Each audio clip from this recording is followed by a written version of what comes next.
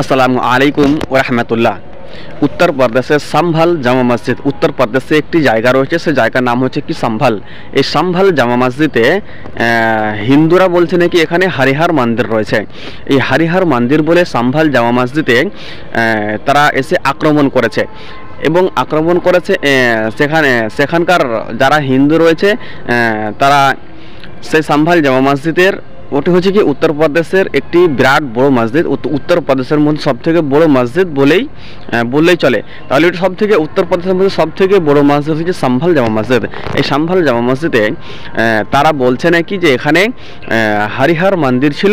এই হরিহর মন্দিরের জন্য তারা কিন্তু কোর্টে আর্জি জানিয়েছে এবং কোর্টে আর্জি জানার পরে সন্ধ্যার সময় একটি ইনকোয়ারি এসেছিল, সেটা ইনকোয়ারি হয়েছে এবং সকাল 6টার সময়তে একটি ইনকোয়ারি হয়েছে।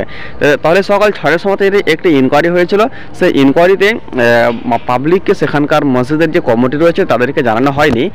তারপরে তারা কিন্তু ইনকোয়ারি চালিয়ে যায়।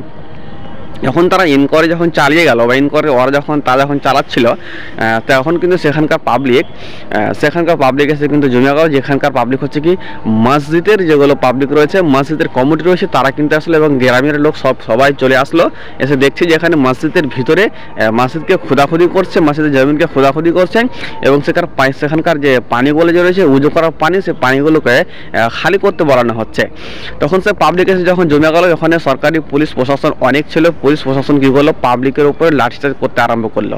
এই পাবলিকের উপরে যখন লাঠিচার্জ করতে আরম্ভ করলো তখন পাবলিক কী করলো, ইট পাথর পুলিশদেরকে ছুঁড়ে মাথা ধরলো, ইট পাথর মারার পরে তখন পুলিশ আবার কি করছে, তাদেরকে কিন্তু গুলি ফায়ারিং করেছে, অনেকগুলো ফায়ারিং করেছে। তাদের ওখানকার মানুষ জানাচ্ছে যে পুলিশের ফায়ারিংয়ে নাকি 5 জনের মৃত্যু হয়েছে। 5 জনকে পুলিশের গুলি লেগে 5 জনের মৃত্যু হয়েছে, সেখানকার মানুষ জানিয়েছে। এবং সেখানকার পুলিশ জানাচ্ছে যে আমাদের গুলিতে তাদের মৃত্যু হয়নি, তাদের মৃত্যু হয়েছে তাদের নিজের গুলিতে মৃত্যু হয়েছে।